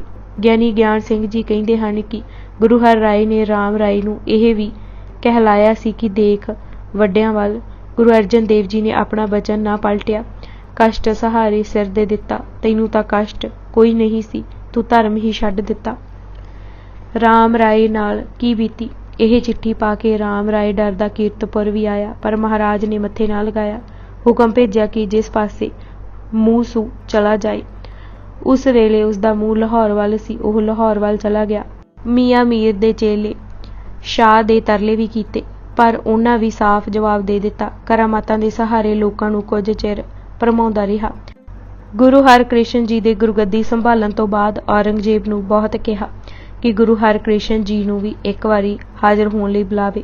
ਔਰੰਗਜ਼ੇਬ ਨੂੰ ਉਸ ਇਹ ਗੱਲ ਵੀ ਕਹੀ, ਮੇਰੀ ਇਹ ਸਭ ਦਸ਼ਾ ਇਸ ਕਰਕੇ ਹੋਈ ਹੈ ਕਿ ਤੁਹਾਡੇ ਨਾਲ ਮੇਲ ਕੀਤਾ ਹੈ। ਗੁਰੂ ਹਰਕ੍ਰਿਸ਼ਨ ਜੀ ਦੀ ਵੀ ਇੱਕ ਵਾਰੀ ਹਾਜ਼ਰੀ ਨਾਲ ਲੋਕਾਂ ਤੇ ਸਪਸ਼ਟ ਹੋ ਜਾਏਗਾ ਕਿ ਦੋਵੇਂ ਭਰਾਵਾਂ ਵਿੱਚ ਕੋਈ ਫਰਕ ਨਹੀਂ। ਸੰਗਤਾਂ ਨੂੰ ਮੇਰੇ ਪਾਸੇ ਮੋੜੋ। ਔਰੰਗਜ਼ੇਬ ਨੇ ਸਭ ਸੁਣ ਕਿਹਾ, ਮੈਂ ਕੀ ਕਰ ਸਕਦਾ ਹਾਂ। ਸਿੱਖਾਂ ਕਿਸੇ ਦਾ ਕਰਜ਼ਾ ਨਹੀਂ ਦੇਣਾ, ਇਹ ਉਹਨਾਂ ਦੇ ਅਕੀਦੇ ਕੀ ਬਾਤ ਹੈ। ਹਾਂ, ਜੇ ਮੇਰੇ ਮੇਲ ਕਾਰਨ ਦੁਨਿਆਵੀ ਪਦਾਰਥਾਂ, ਜਗੀਰਾਂ ਜਾਂ ਹੋਰ ਖਰਚੇ ਦੀ ਘਾਟ ਆਈ ਹੈ ਤਾਂ ਜਗੀਰ ਜਾਂ ਹੋਰ ਖਰਚੇ ਲਗਵਾ ਕੇ ਪੂਰੀ ਕਰ ਦਿੰਦਾ ਹਾਂ। ਜਗੀਰ ਲਗਵਾ ਦਿੱਤੀ। ਖੁਰਵੜਾ ਤੇ 7 ਪਿੰਡ ਰਾਜਪੁਰ ਦੀ ਦੂਣ, ਜਿੱਥੇ ਹੁਣ ਡੇਰਾ ਦੂਣ ਹੈ, ਜਗੀਰ ਵਜੋਂ ਦੇ ਦਿੱਤੀ। ਰਾਮ ਰਾਏ ਨੇ ਕਈ ਉਪਾਅ ਕੀਤੇ, ਪਰ ਕਾਮਯਾਬੀ ਨਾ ਮਿਲੀ। ਅਖੀਰ ਪਹਾੜਾਂ ਵਿੱਚ ਫਿਰਦੇ ਵਿਚਰਦੇ ਡੇਰਾ ਦੂਣ ਟਿਕਾਣਾ ਬਣਾ ਲਿਆ। ਸਾਥੀ ਮਸੰਦਾਂ ਨੇ ਰੁਪਏ ਦੇ ਲਾਲਚ ਵਿੱਚ ਰਾਮ ਰਾਏ ਨੂੰ ਰਜਾਈ ਵਿੱਚ ਸੁੱਤੇ ਹੀ ਜਿੰਦਾ ਸਾੜ ਦਿੱਤਾ। ਇੱਥੇ ਇਹ ਲਿਖਣਾ ਕੁਥਾਨ ਨਹੀਂ ਹੋਵੇਗਾ ਕਿ ਔਰੰਗਜ਼ੇਬ ਕਈ ਵਾਰੀ ਦਰਬਾਰ ਵਿੱਚ ਗੁਰਬਾਣੀ ਦੀਆਂ ਤੁਕਾਂ ਵੀ ਬੋਲ ਜਾਂਦਾ ਸੀ। ਮਿੱਟੀ ਮੁਸਲਮਾਨ ਕੀ ਦੀ ਤੁਕ ਦਾ ਅਰਥ ਪੁੱਛਣਾ ਕੋਈ ਗੈਰ ਸੁਭਾਵਿਕ ਗੱਲ ਨਹੀਂ ਸੀ। ਮੁਆਸਰੇ ਆਲਮਗੀਰੀ ਵਿੱਚ 33ਵੇਂ ਸਾਲ ਦੇ ਹਾਲ ਵਿੱਚ ਇੱਕ ਵਾਕਿਆ ਲਿਖਿਆ ਹੈ, ਜਿਸ ਤੋਂ ਪ੍ਰਗਟ ਹੁੰਦਾ ਹੈ ਕਿ ਔਰੰਗਜ਼ੇਬ ਸਹਿਜ ਸੁਭਾਅ ਗੁਰਬਾਣੀ ਦੀ ਤੁਕ ਬੋਲ ਜਾਂਦਾ ਸੀ। ਮੁਹੰਮਦ ਸਾਕੀ ਮਸਤਅਦੀ ਨੇ ਲਿਖਿਆ ਹੈ, ਇੱਕ ਆਦਮੀ ਦੀਵਾਨ ਅਦਾਲਤ ਵਿੱਚ ਸਲਾਬਤ ਖਾਨ ਮੀਰ ਤੌਜਕ ਅਵਲ ਨੇ ਪੇਸ਼ ਕੀਤਾ, ਜਿਸ ਦਾ ਇਹ ਕਹਿਣਾ ਸੀ ਬਾਦਸ਼ਾਹ ਉਸ ਨੂੰ ਮੁਰੀਦ ਬਣਾਏ। ਔਰੰਗਜ਼ੇਬ ਨੇ ਮੁਸਕਰਾ ਕੇ ਪਾਸ ਪਈ ਥਾਲੀ ਵਿੱਚੋਂ ਹੱਥ ਪਾ ਕੇ 100 ਰੁਪਇਆ ਅਤੇ ਸੋਨੇ ਚਾਂਦੀ ਦੇ ਗਹਿਣੇ ਸਲਾਬਤ ਖਾਨ ਨੂੰ ਉਸ ਬੰਦੇ ਨੂੰ ਦੇਣ ਲਈ ਕਹੇ। ਔਰੰਗਜ਼ੇਬ ਨੇ ਕਿਹਾ, ਜਿਸ ਫੈਜ਼ ਨੂੰ ਉਹ ਲੋੜਦਾ ਹੈ, ਅਸਲ ਵਿੱਚ ਇਹ ਹੀ ਹਨ। ਜਿਸ ਧਨ ਤੇ ਵਸਤੂ ਉਸ ਨੂੰ ਦਿੱਤੀਆਂ ਗਈਆਂ ਹਨ, ਉਸ ਨੇ ਸਭ ਵਸਤਾਂ ਇੱਧਰ ਉੱਧਰ ਸੁੱਟ ਦਿੱਤੀਆਂ ਅਤੇ ਆਪੂ ਦਰਿਆ ਵਿੱਚ ਛਾਲ ਮਾਰ ਦਿੱਤੀ। ਸਲਾਬਤ ਖਾਨ ਨੇ ਸ਼ੋਰ ਮਚਾਇਆ ਅਤੇ ਚੋਬੀਆਂ ਨੂੰ ਹੁਕਮ ਦਿੱਤਾ ਕਿ ਦੇਖਣਾ ਉਹ ਸ਼ਖਸ ਡੁੱਬਣ ਨਾ ਪਾਏ। ਉਸ ਨੂੰ ਕੱਢ ਲਿਆ ਗਿਆ। ਉਹ ਵਾਰ-ਵਾਰ ਕਹੇ ਕਿ ਮੈਨੂੰ ਮੁਰੀਦ ਬਣਾਵੋ। ਔਰੰਗਜ਼ੇਬ ਨੇ ਇਹ ਸਭ ਸੁਣ ਕੇ ਕਿਹਾ, ਇੰਜੇ ਝੂਠਾ ਖਿਆਲ ਉਸ ਸ਼ਖਸ ਦੇ ਦਿਮਾਗ ਵਿੱਚ ਸਮਾ ਗਿਆ ਹੈ ਕਿ ਉਹ ਮੇਰਾ ਮੁਰੀਦ ਹੋਵੇ। ਔਰੰਗਜ਼ੇਬ ਨੇ ਇੱਥੇ ਇੱਕ ਤੁਕ ਪੜ੍ਹੀ, ਕੋਹਲਾ ਦੇਂਦੇ ਬਾਵਲੇ ਲੈਂਦੇ ਵੱਡੇ ਨਿਲੱਜ, ਚੂਹਾ ਖੱਡ ਨਾ ਮਾਵੀ ਤਿਲਕ ਬੰਨੇ ਛੱਜ। ਇਹ ਤੁਕਾਂ ਮਲਾਰ ਦੀ ਵਾਰ ਜੋ ਗੁਰੂ ਨਾਨਕ ਦੇਵ ਜੀ ਨੇ ਉਚਾਰੀ ਸੀ, ਉਸ ਦੀ 19ਵੀਂ ਪੌੜੀ ਦਾ ਪਹਿਲਾ ਸ਼ਲੋਕ ਹੈ। ਇਸ ਸ਼ਲੋਕ ਦਾ ਭਾਵ ਹੈ ਕਿ ਮੂਰਖ ਕਮਲੇ ਹਨ ਉਹ ਲੋਕ ਜੋ ਸੇਲੀ ਟੋਪੀ ਲੈ ਮੁਰੀਦ ਬਣਦੇ ਹਨ। ਐਸੇ ਤਾਂ ਭਲਾ ਕਮਲੇ ਹੀ ਹਨ ਜੋ ਟੋਪੀਆਂ ਵੰਡ ਕੇ ਮੁਰੀਦ ਬਣਾਉਂਦੇ ਹਨ, ਪਰ ਉਹ ਤਾਂ ਨਿਰੋਲ ਬੇਸ਼ਰਮ ਹਨ ਜੋ ਟੋਪੀ ਲੈ ਕੇ ਸਮਝਦੇ ਹਨ ਕਿ ਸਭ ਬਰਕਤਾਂ ਦੇ ਮਾਲਕ ਹੋ ਗਏ ਹਨ। ਬਰਕਤ ਤਾਂ ਕੇਵਲ ਅੱਲਾ ਦੇ ਨਾਮ ਵਿੱਚ ਹੈ। ਐਸੇ ਲੋਕਾਂ ਟੋਪੀ ਲੈਣ ਤੇ ਟੋਪੀ ਦੇਣ ਵਾਲੇ ਦੀ ਹਾਲਤ ਇੰਜ ਜਾਣੋ ਕਿ ਚੂਹਾ ਆਪ ਤਾਂ ਖੱਡ ਵਿੱਚ ਸਮਾ ਨਾ ਸਕਦਾ ਹੋਵੇ ਅਤੇ ਉੱਤੋਂ ਲੱਕ ਨਾਲ ਛੱਜ ਬੰਨ੍ਹ ਲਵੇ। ਮੁਰਸ਼ਿਦ ਨੂੰ ਅਜੇ ਆਪ ਤਾਂ ਟਿਕਾ ਮਿਲਿਆ ਨਹੀਂ, ਦੂਜਿਆਂ ਨੂੰ ਜੀਵਨ ਦਾਨ ਕਿਵੇਂ ਦੇ ਸਕਦਾ ਹੈ। ਐਸੇ ਲੋਕ ਆਪ ਵੀ ਖੁਆਰ ਹੁੰਦੇ ਹਨ ਅਤੇ ਦੂਜਿਆਂ ਨੂੰ ਵੀ ਕਰਦੇ ਹਨ। ਮਰ ਖੱਪ ਜਾਂਦੇ ਹਨ। ਅਜਿਹੇ ਬੰਦੇ ਕੋਈ ਨਾਮ ਲੈਣ ਵਾਲਾ ਵੀ ਨਹੀਂ ਰਹਿੰਦਾ। ਸੁਨੀਤੀ ਕੁਮਾਰ ਚੈਟਰਜੀ ਨੇ ਸਵਾਲ ਉਠਾਇਆ ਹੈ ਕਿ ਇਹ ਸੋਚ ਦੀ ਘੜੀ ਹੈ ਕਿ ਇਤਨੀ ਔਖੀ ਪੰਜਾਬੀ ਦੀ ਤੁਕ ਔਰੰਗਜ਼ੇਬ ਦੇ ਮੂੰਹ ਕਿਵੇਂ ਚੜ੍ਹ ਗਈ। ਕਈਆਂ ਦਾ ਖਿਆਲ ਹੈ ਕਿ ਇਹ ਰਾਮ ਰਾਏ ਦੇ ਪ੍ਰਭਾਵ ਕਰਕੇ ਹੋਇਆ, ਪਰ ਨਹੀਂ, ਇਹ ਸਭ ਔਰੰਗਜ਼ੇਬ ਦੀ ਮੁੱਢਲੀ ਵਿੱਦਿਆ ਜੋ ਉਸਨੇ ਸੁਲਤਾਨਪੁਰ ਲੋਧੀ ਲਈ ਸੀ ਕਰਕੇ ਹੋਇਆ ਹੈ। ਗੁਰੂ ਨਾਨਕ ਦੇਵ ਜੀ ਦੀਆਂ ਤੁਕਾਂ ਸਹਿਜੇ ਹੀ ਇੱਕ ਵਾਰ ਪੜ੍ਹਿਆ ਮੂੰਹ ਚੜ੍ਹ ਜਾਂਦੀਆਂ ਹਨ। ਕਈਆਂ ਇਹ ਵੀ ਲਿਖਿਆ ਹੈ ਕਿ ਔਰੰਗਜ਼ੇਬ ਸਿੱਖ ਘਰ ਵੱਲ ਮੰਦਭਾਵਨਾ ਨਹੀਂ ਸੀ ਰੱਖਦਾ, ਪਰ ਇਹ ਜੱਚਦਾ ਨਹੀਂ। ਗੁਰੂ ਹਰ ਰਾਏ ਤੇ ਵਾਰ-ਵਾਰ ਹੱਲੇ ਤੇ ਫਿਰ ਕੀਤੇ ਹੀਲੇ ਉਸ ਦੀ ਚੰਗੀ ਨੀਅਤ ਨੂੰ ਨਹੀਂ ਦਰਸਾਉਂਦੇ। ਪ੍ਰੋਫੈਸਰ ਪੂਰਨ ਸਿੰਘ ਨੇ ਠੀਕ ਲਿਖਿਆ ਹੈ, ਰਾਮ ਰਾਏ ਨੇ ਔਰੰਗਜ਼ੇਬ ਦੀ ਰਾਜਸੀ ਸਰਪ੍ਰਸਤੀ ਲੈ ਲਈ, ਖੁਸ਼ਾਮਦੀ ਬਣ ਝੁਕ ਗਿਆ, ਬਾਦਸ਼ਾਹ ਦਾ ਅਨੁਸਾਰੀ ਹੋ ਗਿਆ। ਇਸ ਅਖਲਾਕੀ ਕਮਜ਼ੋਰੀ ਦੀ ਖਬਰ ਜਦ ਗੁਰੂ ਹਰ ਰਾਏ ਜੀ ਨੇ ਸੁਣੀ ਤਾਂ ਉਹਨਾਂ ਹੁਕਮ ਦਿੱਤਾ, ਜਿੱਥੇ ਮਰਜ਼ੀ ਸੂ ਚਲਾ ਜਾਵੇ, ਉਸ ਦਾ ਕੋਈ ਸਬੰਧ ਸਾਡੇ ਨਾਲ ਨਹੀਂ, ਕਿਉਂਕਿ ਗੁਰੂ ਨਾਨਕ ਦੇਵ ਜੀ ਦੀ ਬਾਣੀ ਤੋਂ ਗਲਤ ਟਰੰਗ ਵਿੱਚ ਪੇਸ਼ ਕੀਤੀ ਹੈ। ਕਨਿੰਗਮ ਦਾ ਇੱਥੋਂ ਤੱਕ ਲਿਖਣਾ ਹੈ ਕਿ ਔਰੰਗਜ਼ੇਬ ਨੇ ਰਾਮ ਰਾਏ ਨੂੰ ਵਰਜਿਆ, ਪਰ ਇਸ ਸੱਚਾਈ ਤੋਂ ਕੋਹਾਂ ਦੂਰ ਹੈ ਕਿ ਉਸ ਦਾ ਔਰੰਗਜ਼ੇਬ ਦੇ ਨੇੜੇ ਹੋਣ ਕਾਰਨ ਗੁਰੂ ਹਰ ਰਾਏ ਜੀ ਨੂੰ ਕੋਈ ਸਾੜਾ ਨਹੀਂ ਸੀ। ਸਾੜਾ ਨਹੀਂ, ਮਹਾਰਾਜ ਨੇ ਬਹੁਤ ਹੀ ਮਾੜਾ ਕਿਹਾ ਜਦ ਉਸ ਦੀਆਂ ਕਰਤੂਤਾਂ ਦਾ ਪਤਾ ਲੱਗਾ। ਆਉਣ ਵਾਲਿਆਂ ਖਤਰਿਆਂ ਤੋਂ ਪੰਥ ਨੂੰ ਚੇਤਾਵਨੀ। ਗੁਰੂ ਹਰ ਰਾਏ ਨੇ ਅਨੁਭਵ ਕੀਤਾ ਕਿ ਜੇ ਰਾਮ ਰਾਏ ਵਰਗਾ ਡੋਲ ਸਕਦਾ ਹੈ ਤਾਂ ਪੰਥ ਦੇ ਜਹਾਜ਼ ਨੂੰ ਖਤਰੇ ਤੋਂ ਬਚਾਉਣ ਲਈ ਕੋਈ ਸਦੀਵੀ ਇਲਾਜ ਦੀ ਲੋੜ ਹੈ। ਲਿਖਿਆ ਹੈ ਕਿ ਇੱਕ ਦਿਨ ਇਕਾਂਤ ਸੰਗਤਾਂ ਵਿੱਚ ਪਹਾੜੀ ਤੇ ਬੈਠੇ ਹੋਏ ਸਨ ਕਿ ਇੱਕਦਮ ਸਾਵਧਾਨ ਹੋ ਗਏ ਅਤੇ ਸੰਗਤਾਂ ਨੂੰ ਕਹਿਣ ਲੱਗੇ ਕਿ ਇੰਜ ਲੱਗਦਾ ਹੈ ਕਿ ਜੋ ਸਿੱਖੀ ਦਾ ਜਹਾਜ਼ ਗੁਰਾਂ ਨੇ ਬੜੀ ਮਿਹਨਤ ਨਾਲ ਬਣਾਇਆ ਹੈ ਉਹ ਟੋਟੇ-ਟੋਟੇ ਹੋ ਜਾਏਗਾ। ਸਿੱਖਾਂ ਬੇਨਤੀ ਕੀਤੀ ਕਿ ਇਸ ਜਹਾਜ਼ ਨੂੰ ਕਿਹੜੇ ਵੱਡੇ ਖਤਰੇ ਹਨ। ਪਹਿਲਾ, ਆਪ ਜੀ ਨੇ ਕਿਹਾ ਵੱਡਾ ਖਤਰਾ ਹੈ ਜਦ ਆਪ ਹੋਏ ਸਭ ਮੋ ਗਏ, ਜਦ ਹਰ ਕੋਈ ਆਪਣੀ ਹੋਂਦ ਜਤਲਾਏਗਾ, ਆਪਣੀ ਮਰਿਆਦਾ ਚਲਾਉਣ ਦਾ ਯਤਨ ਕਰੇਗਾ। ਦੂਜੇ, ਆਗੂ ਜਦ ਅਰਥ ਲੋਭ ਕੇ ਬਸੀ ਪਰੇ ਤਾਂ ਇਹ ਬੇੜਾ ਡੋਲ ਜਾਏਗਾ। ਤੀਜੇ, ਪਖੰਡਨ ਦੀ ਪੂਜਾ ਕਰਨਾ ਸ਼ੇਕ ਹੁੰਦੇ ਹਨ। ਕਾਚੇ ਪਾਚਿਆਂ ਦੀ ਅਗਵਾਈ ਕਿਸੇ ਮੰਜ਼ਿਲ ਤੇ ਨਹੀਂ ਲੈ ਕੇ ਜਾਂਦੀ। ਬਸ ਇਲਾਜ ਇਹੋ ਹੀ ਹੈ ਕਿ ਮਰਿਆਦਾ ਅਤੇ ਪੰਥਕ ਰਹਿਣੀ ਪੱਕੀ ਕੀਤੀ ਜਾਵੇ, ਗੁਰੂ ਤੇ ਅਟੱਲ ਅਤੇ ਅਖੰਡ ਵਿਸ਼ਵਾਸ ਹੋਵੇ। ਜਾਣਿਆ ਸਤਿਗੁਰ ਏਕ ਅਖੰਡ, ਇੱਕੋ ਪੰਥਕ ਰਹਿਣੀ ਅਤੇ ਇੱਕੋ ਵਾਹਿਗੁਰੂ ਦੇ ਪ੍ਰੇਮ ਵਾਲੀ ਭਗਤੀ ਦ੍ਰਿੜ ਕਰਨ ਨਾਲ ਇਹ ਫੂਟਾ ਹੋਇਆ ਖੰਡ ਹੋਇਆ ਬੇੜਾ ਜੁੜ ਜਾਂਦਾ ਹੈ। ਦੋਖੀਆਂ ਨੂੰ ਉਚਿਤ ਦੰਡ ਮਿਲਣ ਨਾਲ ਫਿਰ ਉਹ ਸਿਰ ਨਹੀਂ ਉਠਾਉਂਦੇ।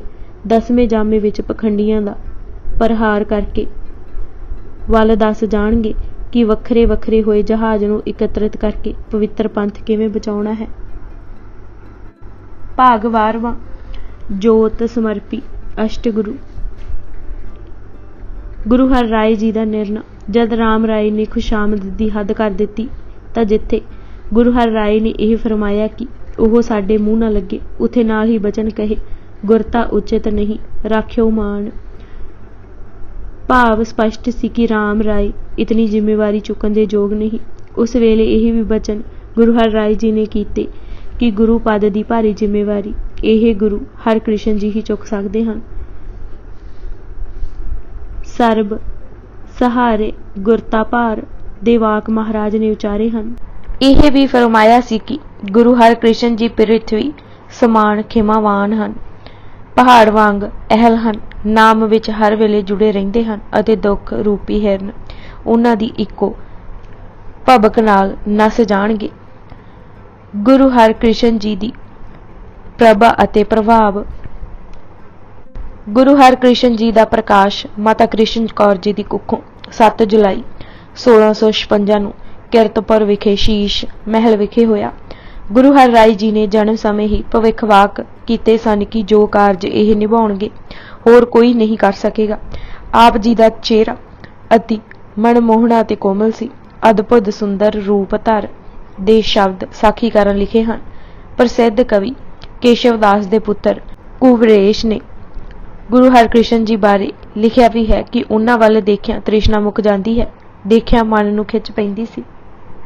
ਜਦ ਬੈਠਣ ਯੋਗ ਹੋਏ ਤਾਂ ਸਮਾਧੀ ਲਗਾ ਕੇ ਬੈਠਦੇ, ਕੀਰਤਨ ਅਤੇ ਪਾਠ ਟਿਕ ਕੇ ਸੁਣਦੇ। ਜਦ ਆਪੂ ਪਾਠ ਕਰਨ ਯੋਗ ਹੋਏ ਤਾਂ ਸੁਰ ਵਿੱਚ ਪਾਠ ਕਰਦੇ।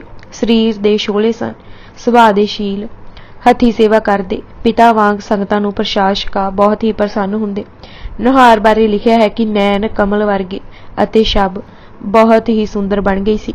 ਕਿਸੇ ਵੱਲ ਦੇਖਦੇ ਤਾਂ ਇੰਜ ਲੱਗਦਾ ਜਿਵੇਂ ਉਸ ਤੇ ਕਿਰਪਾ ਕਰ ਰਹੇ ਹਨ, ਜਦ ਬੋਲਦੇ ਤਾਂ ਇਵੇਂ ਲੱਗਦਾ ਗਿਆਨ ਦਾ ਸੂਰਜ ਚੜ੍ਹ ਗਿਆ ਹੈ। ਬਹੁਤ ਸਮਾਂ ਪਿਤਾ ਜੀ ਪਾਸ ਹੀ ਠਹਿਰਦੇ ਅਤੇ ਉਹਨਾਂ ਦੀ ਕਰਨੀ ਦਾ ਪ੍ਰਭਾਵ ਹਰਕ੍ਰਿਸ਼ਨ ਜੀ ਦੇ ਹਰ ਕਰਮ ਤੇ ਪੈ ਰਿਹਾ ਸੀ। ਗੁਰਤਾ ਦੇ ਲਾਇਕ। ਇੱਕ ਵਾਰੀ ਬਾਬਾ ਰਾਮ ਰਾਏ ਜੀ ਵੀ ਪਾਠ ਕਰ ਰਹੇ ਸਨ ਅਤੇ ਨੇੜੇ ਹੀ ਗੁਰੂ ਹਰਕ੍ਰਿਸ਼ਨ ਜੀ ਪਾਠ ਕਰਦੇ ਸਨ ਤਾਂ ਸੁਣਨ ਵਾਲੇ ਸਿੱਖ ਨੇ गुरु जी पास आके दोवां पुत्रां दी बहुत ही उपमा कीती कि साहिबजादे नाम रंग विच रंगे होए हन। महाराज ने एक खंदूही दे के कहा कि पाठ करदिआं दोवां नूं चुभा हो के देखना कि बाणी विच लीन किहड़ा है अते कौन सिर्फ पाठ कर रहा है। जद गुरु हरकृष्ण जी नूं खंदूही चोभी तां ओह अडोल सन। जद राम राय जी नूं अजे छुहाई ही सी ते ओह तरबक उठिया। एक वारी एक सिख ने पूछा कि दोवां पुत्रां विचों आप नूं कौन प्यारा है। उत्तर देण दी थावें हर राय जी ने कहा, जी जिस पीड़े ते 5 ग्रंथी रख दोवें पाठ कर रहे हैं उस पीड़े दे पावे नूं यह सूई खबो देनी अते फिर आके मैनूं दसना। उस सिख ने अजिहा ही कीता। राम राय जी दे पीड़े दे पावे नूं जद खंभोई तां कई वारी उस कोशिश कीती पर लकड़ विच सूई किवें जावे। गुरु हरकृष्ण जी दे पीड़े दे पावे विच उस पुरुष ने सूई खबोई ही सी कि सूई इस तरह पावे विच चली गई जिवें लकड़ दे ना हो के कोई मोम दे पावे होण। उस सिख ने वापरी घटना गुरु हर राय जी नूं आके दसी। सतवें पिता जी ने कहा, गुरु दी उपमा यही है कि जिस दी दृष्टि नाल ही सुके हरे हो जाण, मुर्दे जी पैण, बुजदिल कायर केहर सम साहसी हो जाण, जिस दा अपना मन लिव विच द्रिव जांदा है उस दे बचनां नाल जगत द्रिवेगा। यह हर कोई जान गया कि गुरु हरकृष्ण जी दे बोल लोकां दे हिरदिआं ते अमिट भाव छड्डणगे। मर्यादा दर्शाई। राम राय इस कोशिश विच सी कि मसंदां ते संगतां नूं गंढ दे के अपने गुरु होण दा ढंडोरा देवेगा। हुज तां ओह बहुत कर रिहा सी। जद गुरु जी ने हुक्मनामे भेजे सन तां कोई उस नूं दमड़ी कौडी ना देवे तां उस यह आख के धन इकट्ठा कर लिया सी कि गुरु जी ने तां कौडी दी मनाही कीती है, रुपयां दी नहीं। गुरु जी ने हुक्मनामे दूर देशां तक भेज दिते कि संगतां किरतपुर पुजण। धीर मल भी राम दे कहण ते गुरु हर राय जी पास आया ते कहा कि अगे बहुत बखेड़े पए हन। राम राय दी औरंगजेब नाल सुलह है, सो गुरगद्दी उसनूं देवो, ना देण नाल बड़ी दुविधा पवेगी। गुरु हर राय जी ने कहा, जो गुरु नानक देव जी ने ली पाई है असीं तां उसे ते टुर रहे हां। बाबा श्री चंद ते लक्ष्मी चंद तां सब गुण लायका सन। उन्हां तां सिर्फ कहना नहीं सी पालिया तां गुरगद्दी दास श्री अंगद नूं दे दित्ती सी। इसे तरह जद अंगद देव जी ने डिठा कि पुत्रां हिरदे सरलता ही नहीं तां बाबा अमरदास जी नूं सौंप दित्ती। गुरु अमरदास जी ने जेठा जी नूं निर्माण जाण दित्ती। फिर गुरु रामदास जी ने देखिया कि वड्डा पुत्र प्रिथी चंद तां केवल दरब इकट्ठा करन दे आहर लगा होया है तां सिवाए चातरी दे कुछ नहीं करदा अते संतोख शांति वाली कोई चीज़ उस पास नहीं तां गुरगद्दी उसनूं ना दित्ती। तुसीं तां भली भांत जाणदे हो कि किसे बखीली करन वाले आप हुदरे माया पिछे खौ खौ करन वाले नूं यह जिम्मेवारी नहीं सौंपी जा सकदी। राम राय ने दिल्ली जाके करामातां दिखाईयां। असीं चुप रहे। करी सो करी अपर हम मानी। पर यह किवें सहार हुंदा कि गुरु नानक देव जी दी बाणी नूं यह थोड़ी मत वाला कुछ दमड़ियां पिछे ही वटा देवे। इतना सुण धीर मल चुप कर मुड़िया। यह प्रिथी चंद धीर मल जां राम राय गुरगद्दी नूं ऐशवर्ज दी चीज़ ख्याल करदे सन। गुरता तां आत्म पद पा के आपा वारना है, निज सुखां दा त्याग करके सृष्टि दे उदार लई जुट जाना है। गुरु घर हर चोण नतीजे तो बेपरवाह होके कीती जांदी है। एक होर पक्षों देखो, दोवें राम राय जी अते हरकृष्ण जी इक्को मां दे जाए सन। गुरजोत सूरज दीआं किरणां पै दोवां ते रहीआं सन, पर जद खाली हिरदे ते डूंघे टोयां ते पईआं तां विचे ही रुल पुल गईआं। पर जद ओह ही किरणां हिवे घर बर्फ दी चोटी ते पईआं तां चमक उठियां। चन्न बण जगत नूं शीतलता देण लगियां। जला रला के पढ़ो दोवें वाक तां गुरु हरकृष्ण जी दी अजमत समझ आ जावेगी। हुक्म सी जो राम राय दे मत्थे लगेगा ओह मेरा सिख नहीं, पर दूजे पासे गुरु हरकृष्ण ध्याई है जिस डिठे सब दुख जाए। गुरगद्दी बख्शी। इकट्ठियां संगतां नूं फिर चेतावनी दित्ती कि यह लोभी लोक आपो धापी पाउणगे, जहाज नूं तोड़न फोड़न दी कोशिश करनगे, करामातां दिखा के दंभ खिलारनगे, पर तुसीं दृढ़ रहना। गुरु कोई शरीर नहीं है, जोत है, अनुभव है। ओह अनुभव गुरबाणी विच है।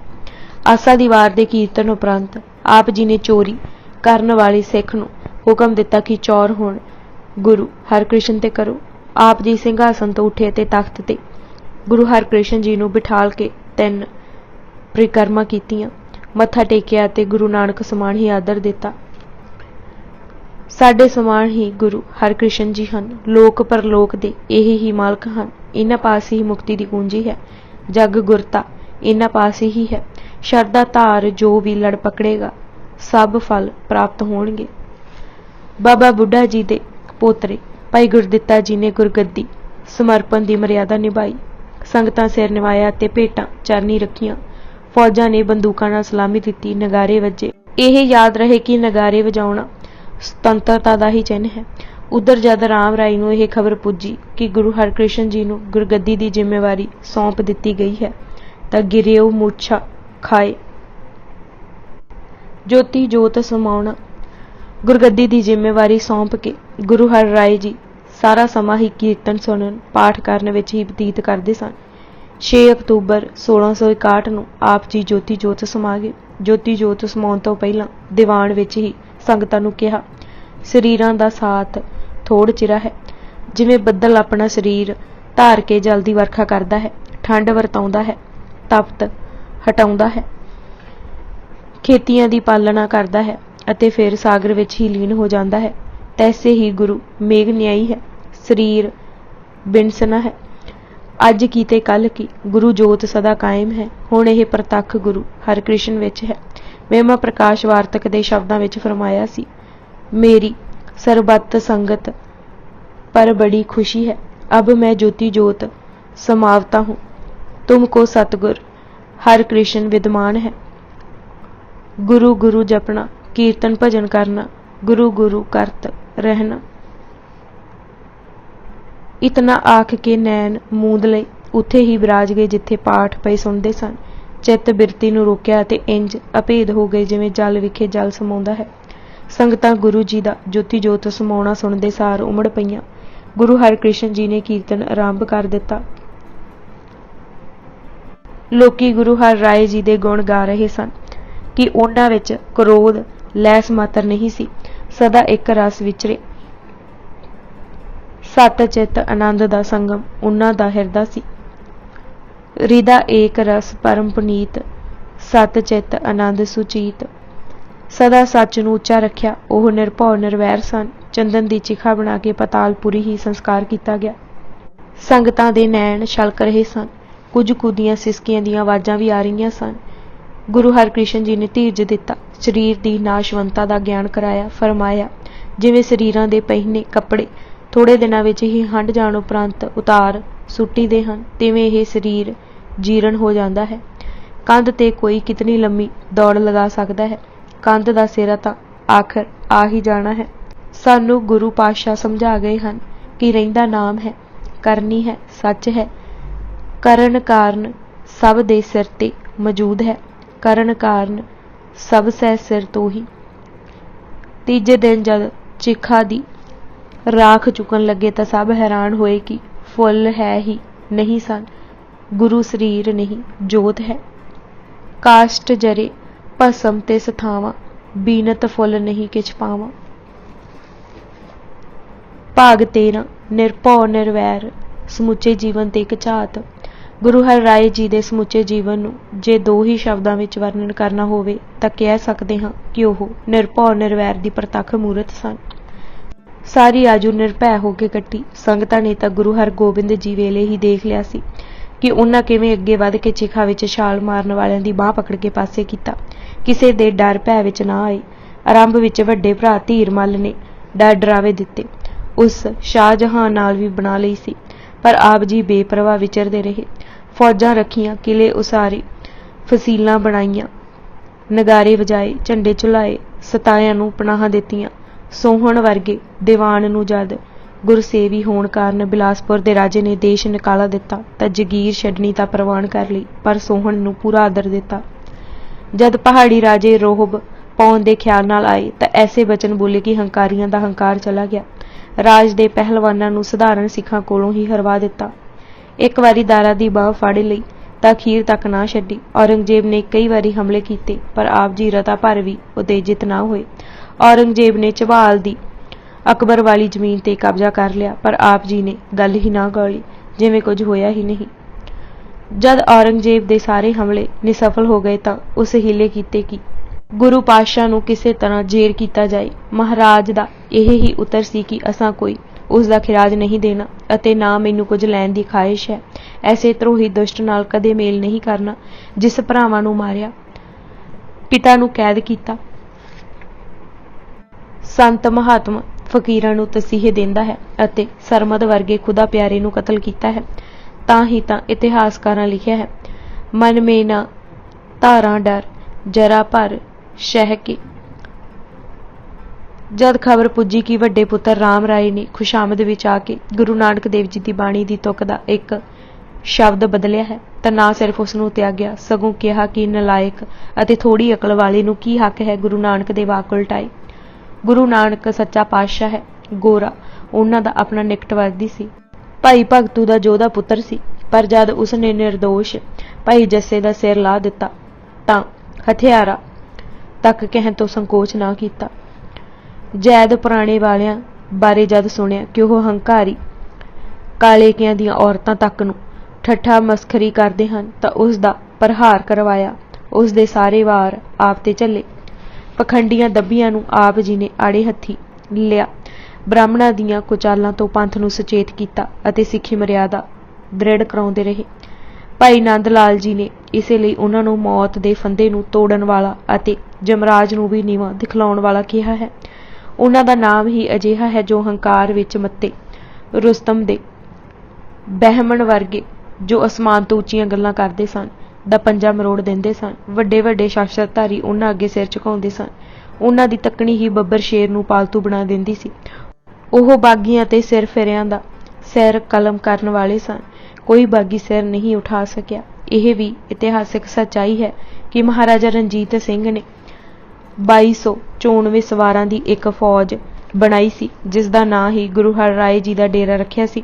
ਜਦ ਵੀ ਕੋਈ ਮੁਹਿੰਮ ਸਰ ਨਾ ਹੋਵੇ ਉਸ ਵੇਲੇ ਉਹਨਾਂ ਸਵਾਰਾਂ ਦੀ ਫੌਜ ਭੇਜੀ ਜਾਂਦੀ ਸੀ ਅਤੇ ਜਿੱਤਾਂ ਪ੍ਰਾਪਤ ਹੁੰਦੀਆਂ ਸਨ।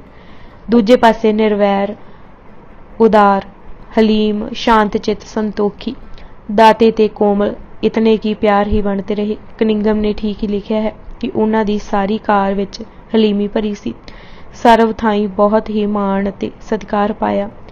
ਜਿਤਨੇ ਇਹ ਭਾਈ ਤੇ ਸਰਦਾਰ ਹਨ ਉਹਨਾਂ ਦੀ ਰਹਿਮਤ ਸਦਕਾ ਹੀ ਵਰਸਾਏ ਗਏ ਹਨ।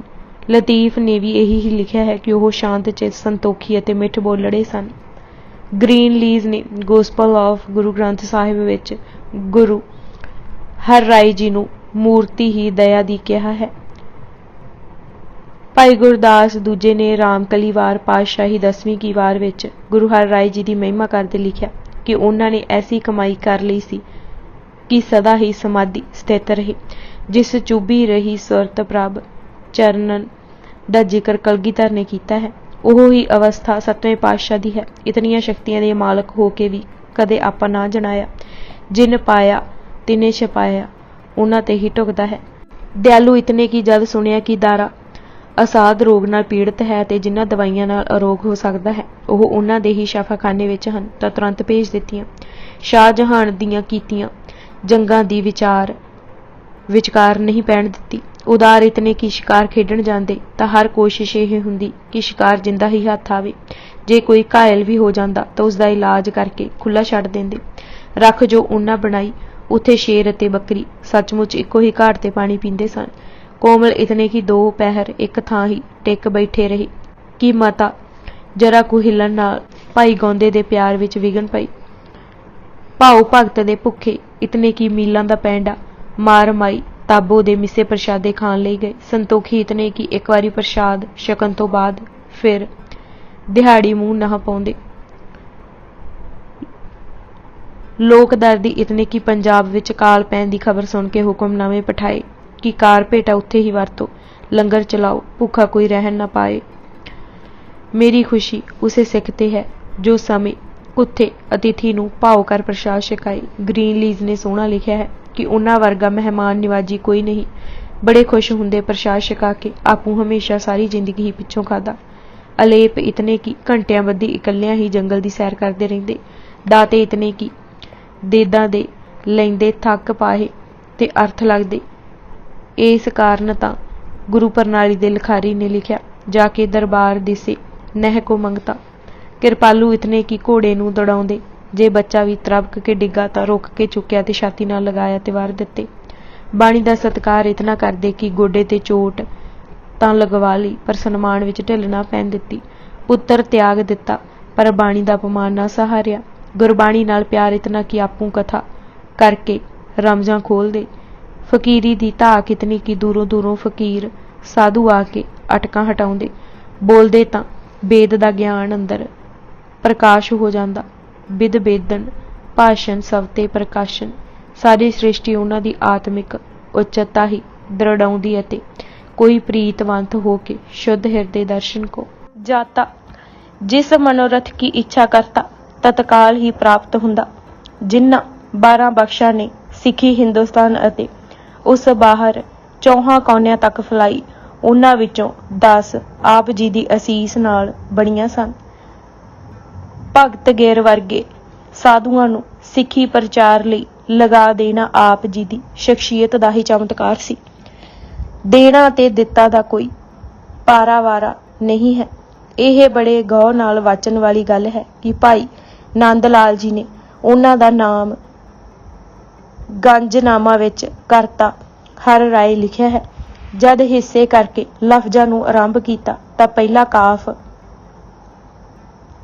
फिर रे अते अलफ लिखिया।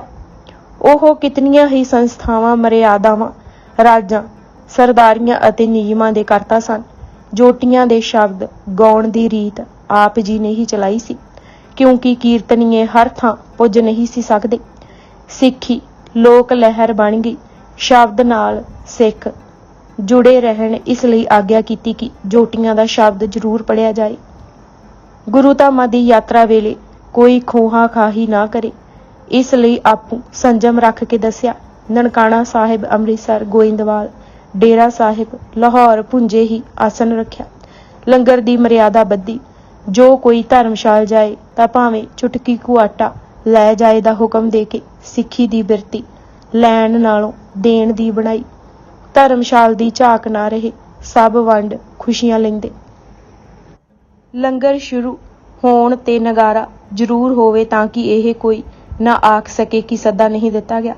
सिखां दा सुभाਅ ही बन गया कि प्रसाद छकण वेले इकल्लियां भी हुंदे तां आवाज़ उच्ची मार लैंदे। नादर शाह जद हमलावार होया तां यह गुण सुण हैरान होया सी।